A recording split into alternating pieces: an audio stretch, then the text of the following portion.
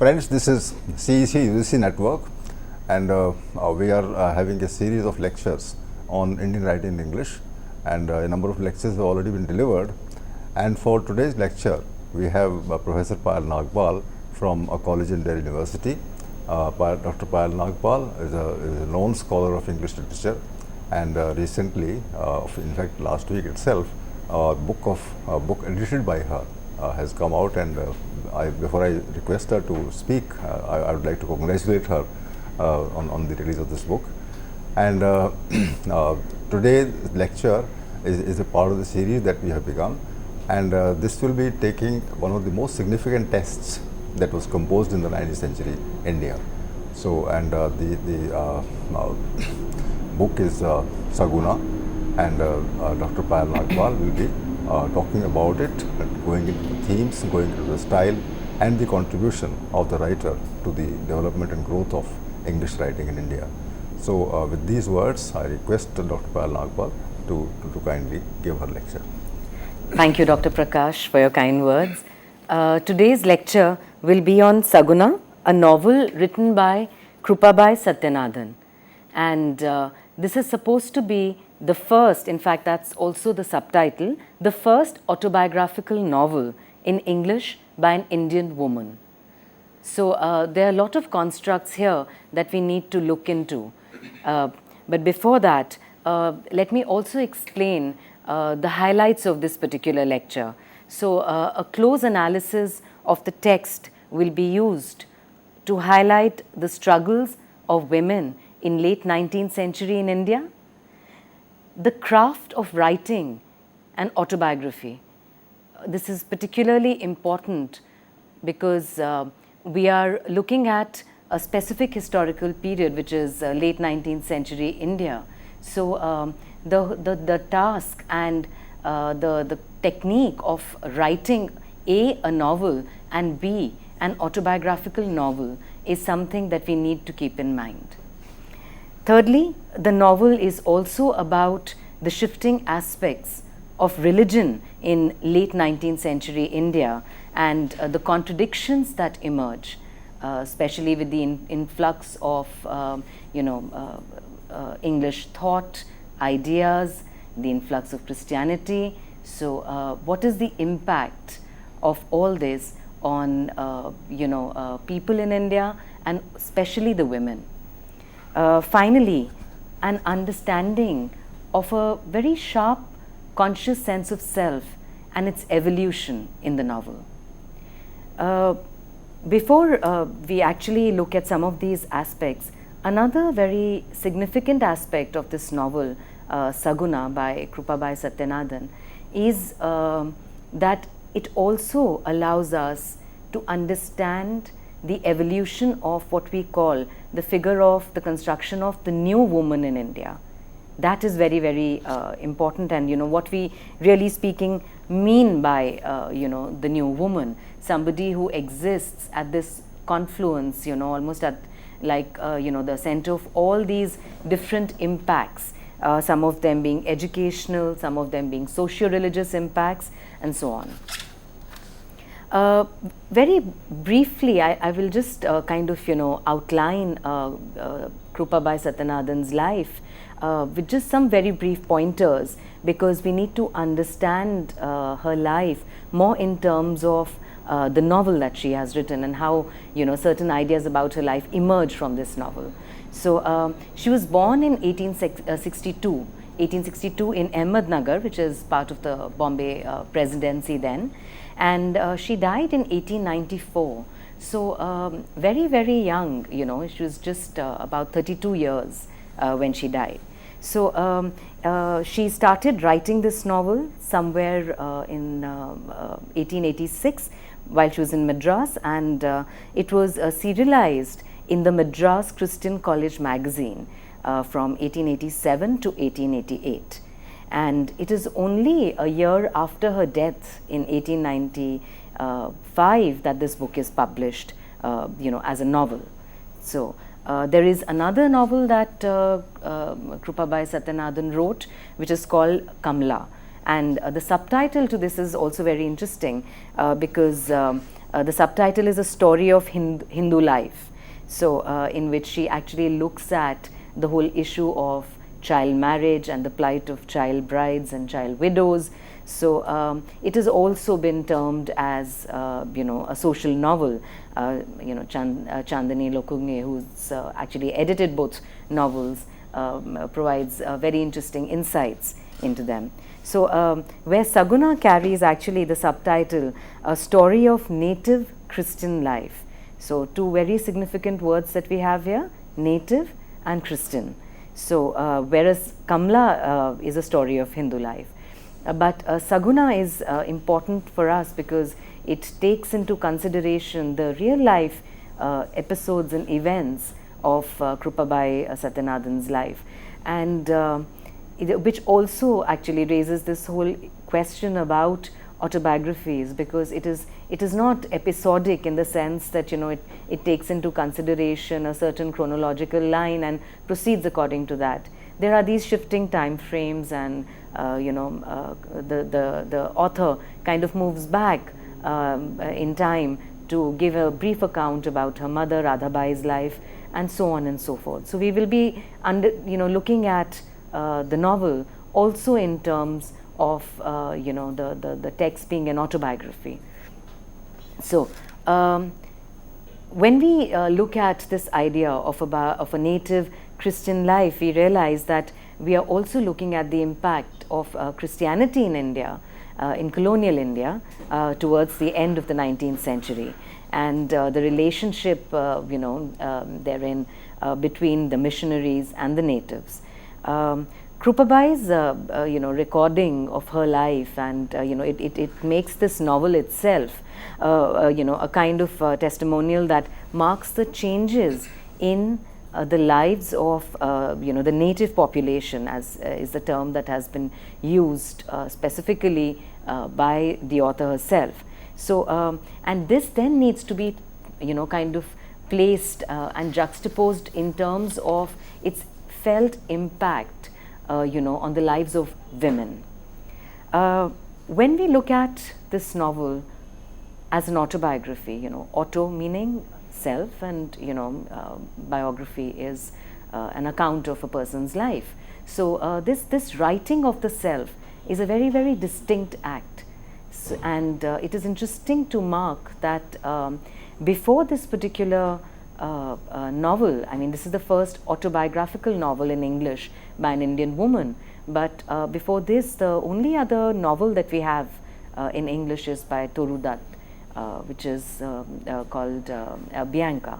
So in that sense, it's very, very important, and here we have the writer who's using the novel form to not simply create and write about a fictional account or any other form of the novel, but an autobiographical novel. How she thinks it important to write about herself, and that is a very significant marker for us today to look at the history of Indian writing in English from the perspective of women, in a sense.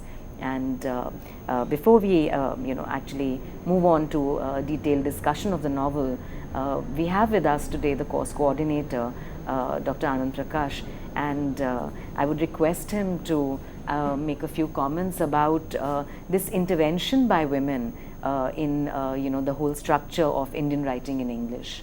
Dr. Payal Nagpal, I would like to think of two aspects particularly. One aspect is as you have rightly started commenting on the autobiographical novel as a genre. So is it a separate distinctive genre? For instance, there are instances of autobiographical novel in English in the 19th century itself. Charles Dickens's novel, David Copperfield, comes to mind. In the 20th century, there is another novel by D.H. Lawrence, Sons and Lovers, which also is an autobiographical novel. So, do you think that this would be a category that can be, gone into as an independent category of fiction? This is the first point. And second point that I'd like you to comment on is whether autobiographical novel is different from autobiography. So that also is a kind of a narrative. That also can have fiction. So is there a difference also between autobiography and autobiographical novel, where I believe some kind of imagination of the writer plays a part? So the questions are related, so you can perhaps respond to them directly or as one question or two questions. Yes, thank you, Dr. Prakash. I think these are two very, very significant questions, especially when it comes to the author we are discussing, Krupabai Satyanathan, because as a first to respond to the impact of Charles Dickens and the other English writers, Krupabai Satyanathan was greatly influenced actually by the English writers. And in fact, in this very novel, there is a very specific mention of George Eliot and how she's reading George Eliot's novels. So yes, the impact is certainly there.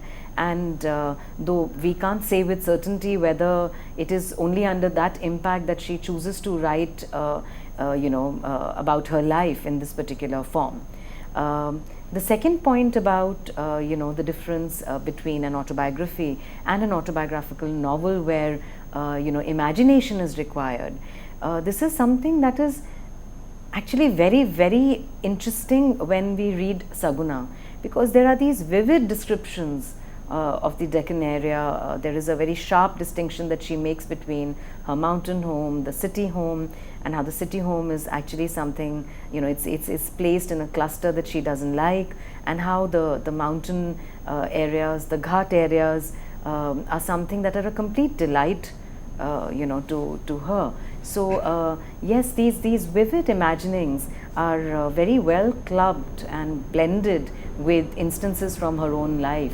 And so there is maybe a different direction in which it heads, and maybe it gives the author a little more liberty, when we are talking about an autobiographical novel, and the whole pressure, I think, of simply sticking to one's own life and a certain kind of chronology is probably lifted when we look at Saguna as an autobiographical novel. I think that's a very, very important and a very valid point that is made.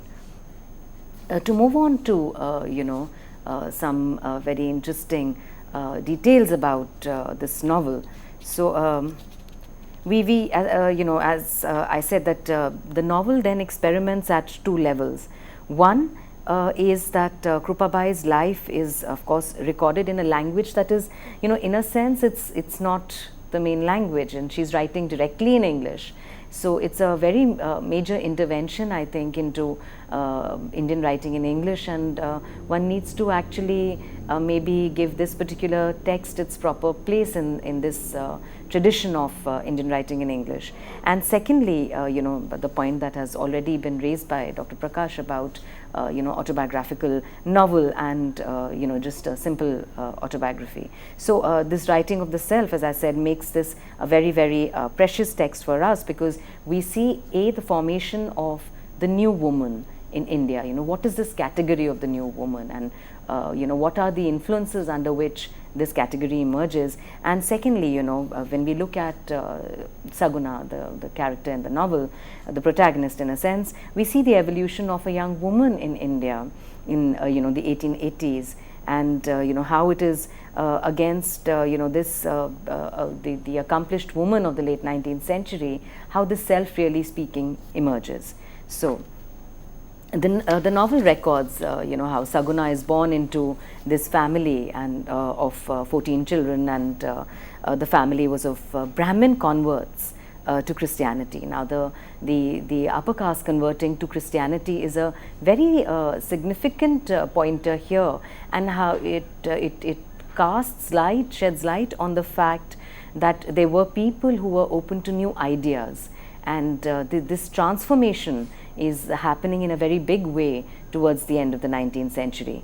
And in this sense, actually, if you look at it, Saguna becomes the second generation of a convert, because the first generation is that of her parents, and she records how from the very beginning she grew up on stories from the Bible and other scriptures. So she was from the very beginning, Saguna was under the influence of her brother, and she's shown to be a woman of a very, very strong, fierce, almost fierce spirit. and she tries to do all the things that her brothers do, and how all these things are denied to women. So when we talk about the writing of the self, this consciousness, you know, in a writer, you know, when she's writing in 1886, when she looks back at the course of events in her life and analyzes and examines that, I think the fact that she can actually come up with this and write it in the form of the novel is very, very important.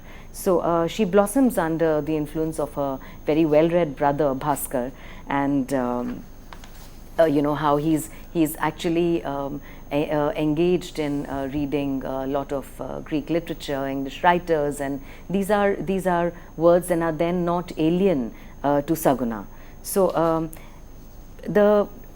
this novel is also particularly important, not simply for record and the way in which it relates to Krupabai's own life, but because it also records innocence and sheds light on the lives of other women. So there are a number of you know, biographies in that sense, recordings of women's lives in this particular novel. So which also again, at the level of you know, the structure of the autobiography, it is important to look at the autobiographical novel and the way in which it encapsulates the lives of the, you know, the other lives, so to say. So for instance, in this novel itself, in Saguna, we have the life of the Sati. We have you know, a recording of the life of Saguna's mother, Radhabai. There is Lakshmi, Radhabai's friend. Then there are her own friends, Saguna's friends, Prema and Harni, and there are numerous such references. And this lecture will also focus on these narratives about the lives of other women. And one must acknowledge that even though you know, she's a very young writer, Krupabai Satyanathan is looking at their lives from a very sharp perspective. The perspective remains that of a woman in colonial India in the late 19th century, and she's very conscious of you know, the problems that women face and the discriminations against women. So Dr. Nagpal, I'm interested in knowing also that it's a novel of a different kind, even in autobiography. For instance, you have very rightly pointed out, and this is the point, you know, that straight away appeals to us. She is not writing only about herself, but she is writing about other women, and she is writing their accounts. And these accounts then, you know, come together and form what you call the autobiographical novel. So this is a new kind of a structure, yes, which she is playing with, and you have rightly pointed it out. The second thing that I would like you to comment upon is the idea of the new woman in the 19th century. What exactly is the new woman in the 19th century? Well, to me, you know, a new woman would be who would go against orthodoxy, who would go against rituals, who would talk about social reform, and at the same time she would you know, talk about her own selfhood. She will not talk of her as playing a role, you know, of a mother or a daughter or a wife or whatever family. But you know, the kind of selfhood that a woman also has, parallel to the selfhood that men have. So from which angle would you think that it's a new woman that is emerging in India? I think you've actually defined the new woman aptly, because this is the new woman who's absolutely against orthodoxy of any kind. But at the same time, it's not as if she can reject that totally, because this new woman is only emerging around this time. So there are these complexities and contradictions in society that she has to struggle with. And when we look at you know, both these novels actually by Krupabai Satyanathan, Saguna and Kamla, one of the issues that has been raised is that, you know, why is it that there is some sort of conventional ending? And one of the reasons is that, you know, they are writers, very young writers, who are struggling with their own times. So the new woman is certainly someone who's yearning for education, who's against orthodoxy, and who's trying to struggle with her own immediate social setup. For instance, would she disagree with the other characters within the novel and assert her own personality? Does that happen in the novel? A number of times. A number of times. And not only that, what is very remarkable actually about a novel like Saguna is that she's also able to question her own biases. That is something that is very remarkable and worth noting, because there are significant points where Saguna is questioning her own attitude towards people around her. And yes, there are numerous points actually in this novel where she disagrees with her brothers, with her friends, and she also finds the strength to actually express her disagreement. It's not something that keeps, that remains bottled inside her, but she's able to actually come out with it. So, so these other lives are very, very important. For instance, if I just briefly mention the life of the Sati. Now, the Sati is, of course, she was a very young bride, and got married to a man who was much older, than her in age, and this was, of course, a practice that was followed.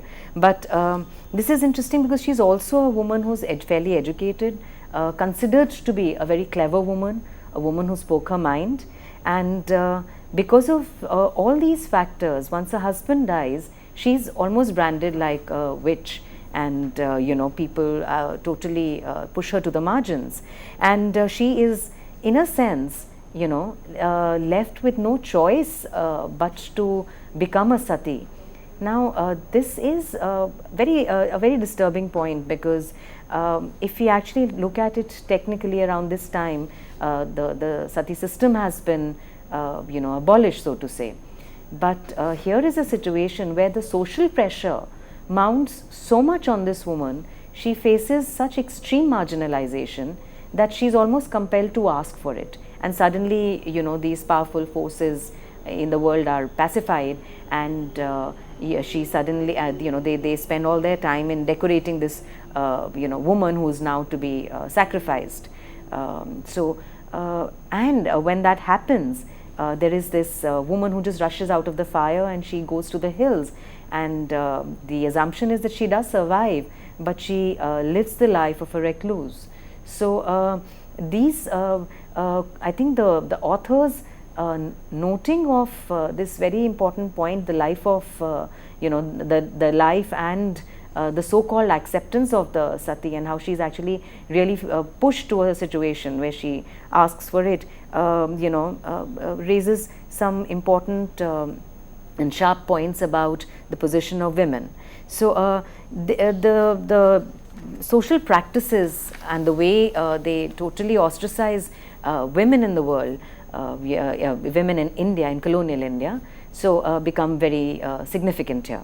So from this is a very this is a very short piece, this discussion about the sati, and there is a very elaborate discussion about the life of Saguna's mother, Radhabai, and she moves on to an exposition of the life of her parents, and very elaborate descriptions of this place called Shivaganga, and how we can very clearly mark the influence of romantic thought here on the author Krupabai Satyanathan. It's very clear that she was greatly influenced by the romantics, and she did seek in nature some kind of reassurance of her thoughts, her ideas, and very elaborate descriptions also about when she's introspecting, understanding. So one is Saguna reflecting on herself, and of course we have at another remove the author reflecting on the protagonist Saguna within this construct of the autobiographical novel. So again, as mentioned, the Ghat areas and so on find very beautifully described in the novel. So a very significant aspect of Radhabai's life is her friendship with Lakshmi, and that's how she's actually introduced in this novel. The friendship between Radhabai and Lakshmi is something that is seen to be endearing, something that provides succor to Radhabai, who's living under very difficult circumstances. So she's staying with her brother and his family, and how she faces this is the whole structure of patriarchy is very well captured, how she's facing exploitation at the hands of the sister-in-law, and she accepts the sister-in-law, of course, as a family member, tries very hard to please her, and how this model is then going to be replicated actually, with the model of the mother-in-law once the mother-in-law comes to get Radhabai. So in all this, Lakshmi is the voice of reassurance and friendship and kindness and compassion as far as Radhabai is concerned. So she, but closely hidden and alluded to in this friendship is also the life of Lakshmi, who's at the face of it leading a very good, prosperous life, has a very good family that takes care of her and has all the resources. However, she does not enjoy a relationship of trust with her husband, who's also seeing another woman, and she mentions how her own gold earrings were worn by her. So these lives that kind of move into this autobiographical novel not only impart a different structure to it, but also give us a very bring alive a picture of the position of women in late 19th century India.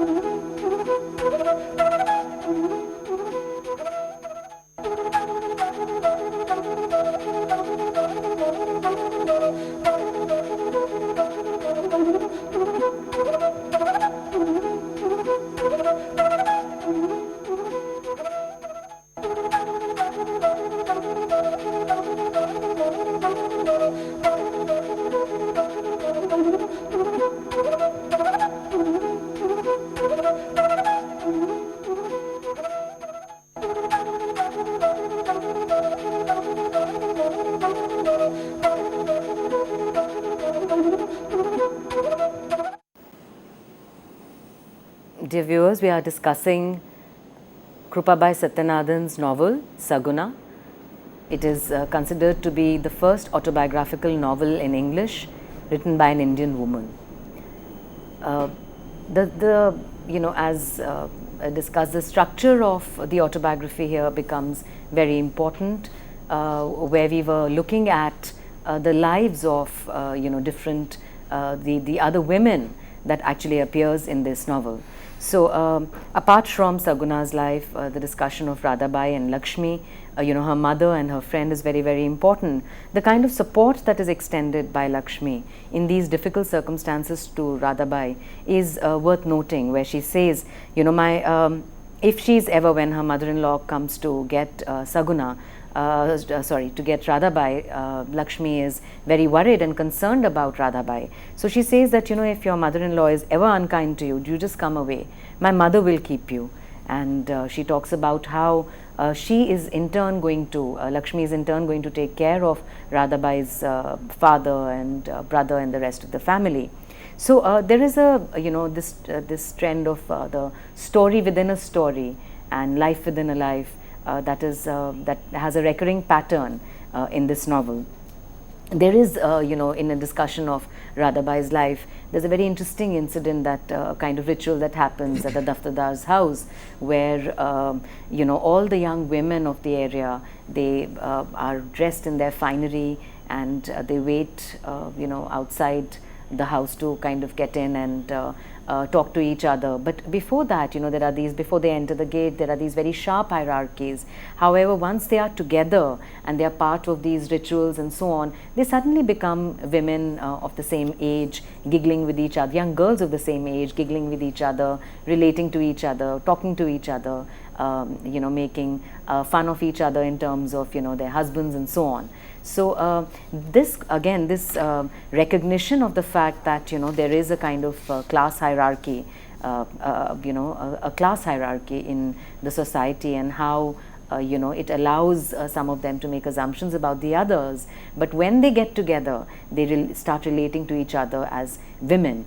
And again, I think for a late 19th century writer, this is a very important realization.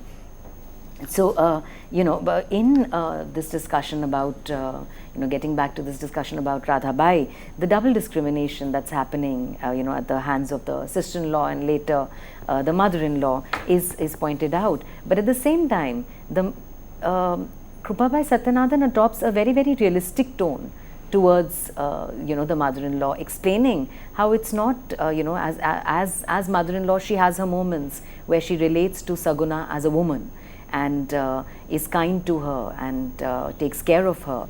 But for the most, there is this perception about the daughter-in-law that, on which patriarchy thrives, and that is what makes her very, very cruel at times towards Saguna. And there's a very interesting narratorial comment here. We must make allowance for the Hindu notion of a daughter-in-law who is regarded as a lying, scheming wretch. So, and this is again, these ideas are very well sketched out in the next novel, Kamla, which focuses actually on the complete, exploitation of the child bride and the problems that she faces. So, these instances not only give us lives of other women, but we also need to remember that when we talk about Radhabai, we are talking about a totally different generation of women. Because that's the senior, the first generation of women as compared to Saguna, Krupabai in this sense.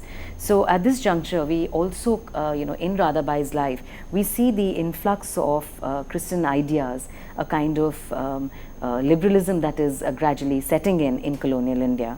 So that comes along with the study of European concepts of philosophy and literature. However, Radhabai does not, as an upper caste woman, she does not embrace this very happily. It's almost as if she's pushed into a situation where these ideas are kind of thrust on her, and this is to be understood in terms of her marriage and her relationship with her husband, Harichandra. So Harichandra, starts introspecting and thinking about other forms of belief that are now prevalent in 19th century India, and he starts thinking about the polytheistic nature of his own belief and compares it with the monotheistic nature of Christianity, for instance, and he questions and analyzes the gaps in his own thought system. So where this autobiographical novel is about Saguna and relates directly then to Krupabai, but it is also about this whole process of conversion that is setting in religious conversion that is setting in late 19th century India. And I think one also needs to look at it in terms of a conversion of ideas. I think that will allow us to evolve a more mature understanding of the impact of these changes in India. So his conversion is not something that is accepted by the family, that totally rejects it. And there's an instance where the writer points out how Harichandra thinks to himself that it is so sad that the mother who has borne him will be his sworn enemy, and will almost think about poisoning this son so that this conversion can be avoided. But he gets a lot of support from his brother Vaman Rao, and it is interesting to note here that he takes Radhabai with him to the local priest's house, without her knowledge. She doesn't know where she's going. She's picked up directly from Shivaganga and nobody in the house knows. But that's the only way in which he can prevent any calamity, that would befall Saguna. That would befall Radhabai, because Radhabai in this situation is not willing to accept these new ideas, and if given a choice, she would have probably stayed back with her mother-in-law. However, that would have complicated Radhabai's life hugely, because she would have practically had to live the life of a widow, and people would have blamed her for what was the path that Harichandra had taken. And Harichandra is very conscious of this. So he decides to actually take Radhabai with him. So this is a new kind of India that we are looking at, an India that is checkered with new belief systems and new ideas, a kind of liberalism that is also now seeping in. So she remains, Radhabai remains very, very resistant to these ideas and is very angry with the Mem Sahibs, so to say, for calling her, sister. She says that, what you Mem Sahibs, how dare you call me sister? And she wants to maintain her own identity. And, Krupabai remarks how to the very end, she always dressed up, as a Hindu woman. She never changed her style of dressing. So the gentleness in her husband, in Radhabai's husband, Harichandra that is, and his love, his compassion, gradually, of course, and his strong belief, in spreading these new ideas, converted her. And the relationship that then evolved between, the husband and wife here is of a very different kind. So one can't say that it's a relationship of equality in this sense, because the way we understand equality today was very different from the idea of equality in the late 19th century. But as as equal as it could get in those days, and Radhabai engaged in discussions with her husband, shared her doubts, and how Harichandra clarifies those doubts and takes her on to this new path of questioning and of charity and compassion at the same time. And of course, when he dies, he tells her that you shall follow me, I shall go and wait for you there. So this notion of following also, which the path might be different, but this factor had not really changed as much, because we also have, for instance, a little later, we have another autobiography which is called I Follow After by Lakshmibai Tilak. So we have these notions still prevail, and which is why it is important, I think, to understand these ideas of the self and of autobiographies within their specific historical construct. So there is then a very important narrative shift, when Radhabai's life is discussed, for a good part of the novel. We then move on, and the narrator remarks that, after there is a shift back to the life of Saguna, and this consciousness of craft, of her being a writer, of Krupabai's consciousness as a writer, where she tells the reader, she's conscious of the fact that this is a novel that is being written to be read, and to be read both by the educated Indian and the English audience, and it was read by both. So this creates a sharp sense of self, and when we say sharp sense of self, I think Krupabai is creating and evolving a very conscious idea of the woman, in this period. So from moving on to a discussion about the Sati, Radhabai, and so on, we realize that if one is to look at the evolution of the self in this novel, then this self is again, checkered by the influences of many other selves.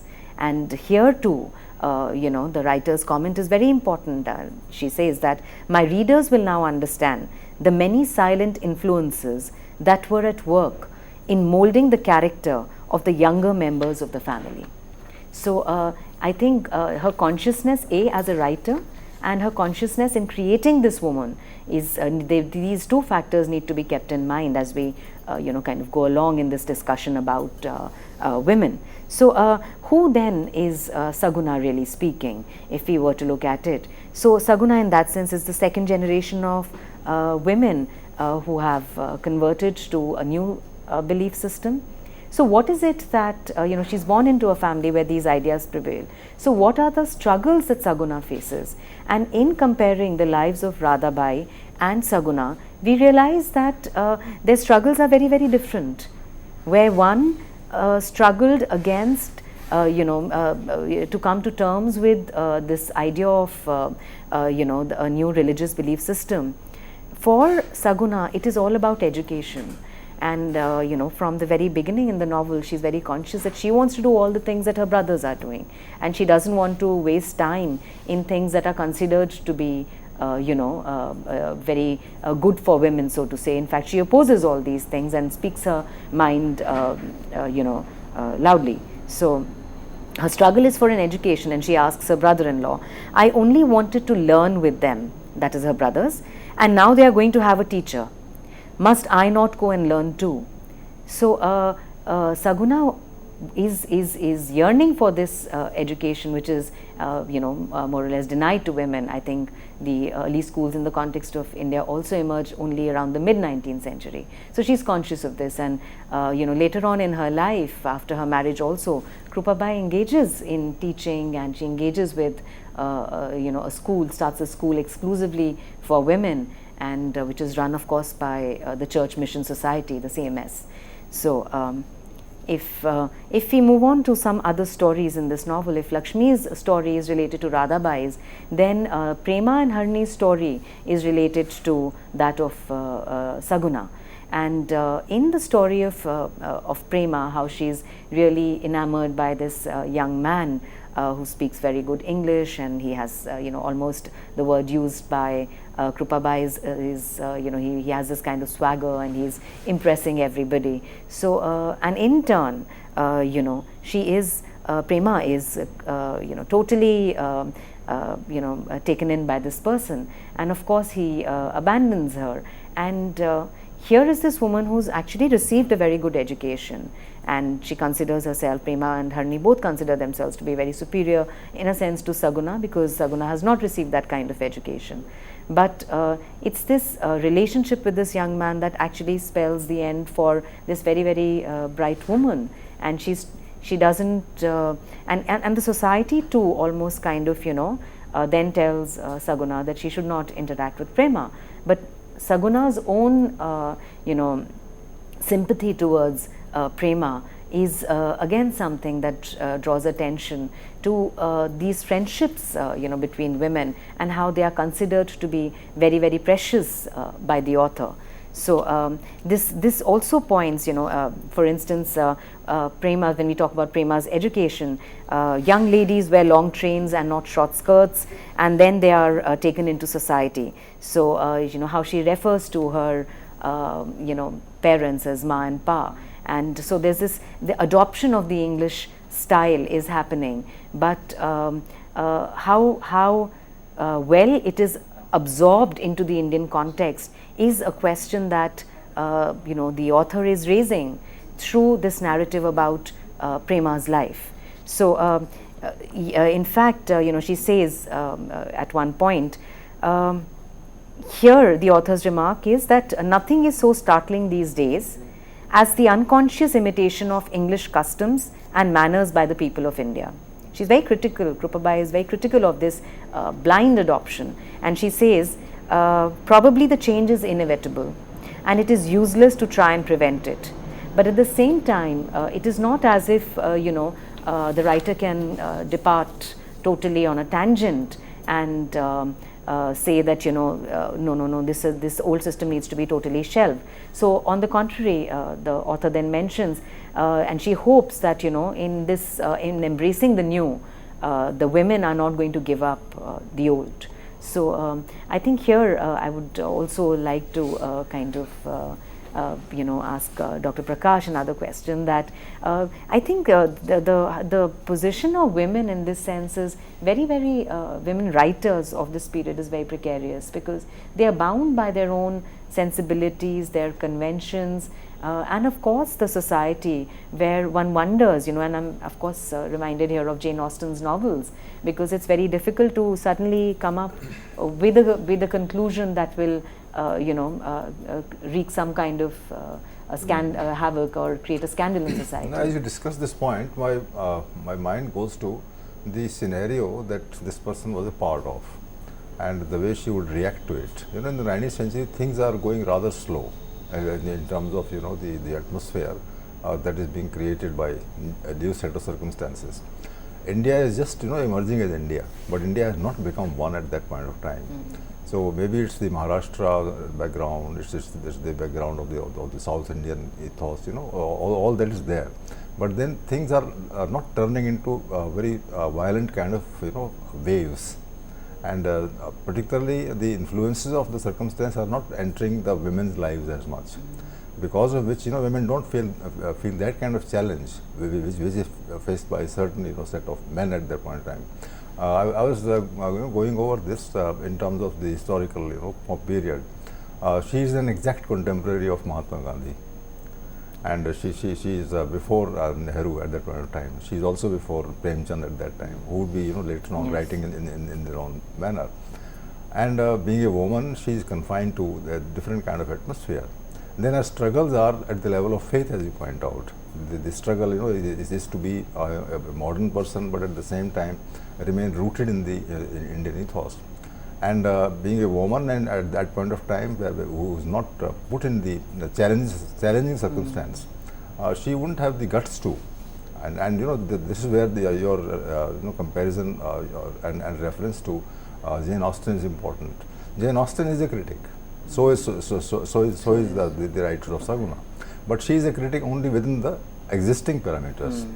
If she had some kind of a social role to play, like Sarojini Naidu would do, or Torudat would have done, then perhaps her voice would have been little more clear. But because she has the kind of circumstance to cope with, therefore she is critical, as you say, and she is self-critical, which is very important. And I'm just telling you all this as it occurred to me as you were pointing out. And it's a very thoughtful thing that you said regarding these different women coming to terms with a common reality. So that's the point that I must learn from. Now the question with respect to this person is whether she has that kind of selfhood which her inspirer George Eliot would have. George Eliot is not coming to terms with the selfhood, particularly in Middlemarch. There are 2 or 3 women, and there are 2 or 3 different options for her, and she chooses to opt, I wonder, for Dorothea or somebody else. So what do you say? Did she take some kind of an influence from George Eliot? Because it's just a wild question, so I thought maybe one could think about it. Yes, as I said that in this very novel, she very specifically mentions how she is reading George Eliot's novels. There's a reference to Milton's Paradise Lost. So yes, she's certainly under the impact of the English writers. And as I said, that if one looks very closely at her descriptions of nature, the romantic impact is very, very important, and that has influenced her thinking and her writing in a very big way, because the moment she starts describing nature, there is also this introspection of the self that happens, and that allows her to emerge then stronger and with new ideas. So that is certainly there. So her looking at the autobiographical novel then in terms of, as I said, lives of the Sati, Radhabai, Lakshmi, Prema, Harni, we see how women in this particular at this particular time are responding to things around them. And Prema's response is very, very important, how she still has that innocence and is believing in and she believes these ideas almost literally, but is totally left, she's abandoned by this man. And she does not survive this shock. And and that is something that she thinks about. I think another very important point that is raised in this novel, and I'd like to move on to that, is about the native Christian colony that is there. And is very well described, finds very elaborate description in this novel. There is a place called Vishrampur, to which the family goes, and there are very Saguna's experience here is almost it's varied, conflictual, contradictory. There are moments that she goes along with this the influence of the mission, but at the same time she also recognizes hierarchies within this, and these hierarchies disturb her. So for instance, the missionary and his wife in this Christian village are referred to as Mama and Papa. So everybody has to do a Salam Mama and a Salam Papa, and they sit on a different bench. And her brother Bhaskar's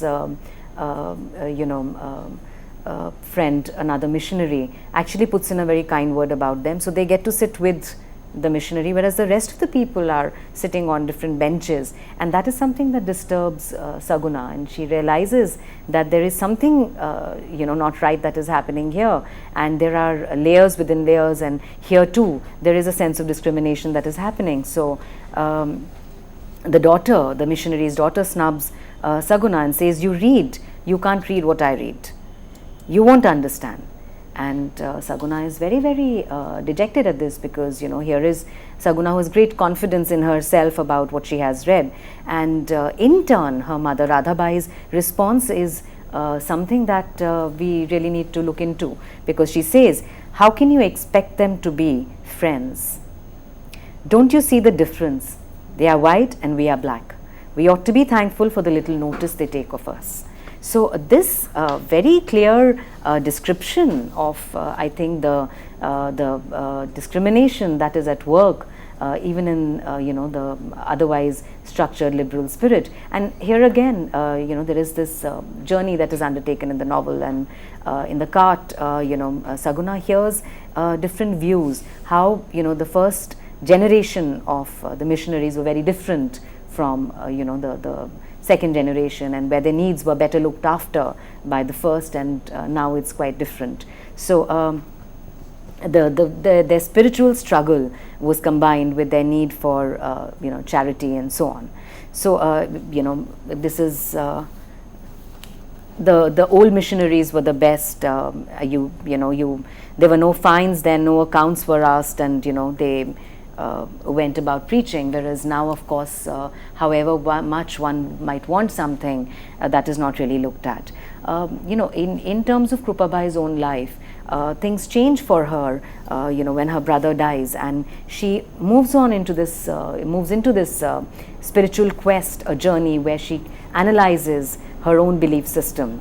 At this point of time, a character that's not very well sketched out, but that's her elder sister, and for some reason that character is not very well sketched out, but this character appears at very significant junctures, points in the novel, and how her sister then takes her on for an education with to be undertaken by these two English women, and Miss Roberts and so on, who keeps telling her about how girls in England behave and so on and so forth.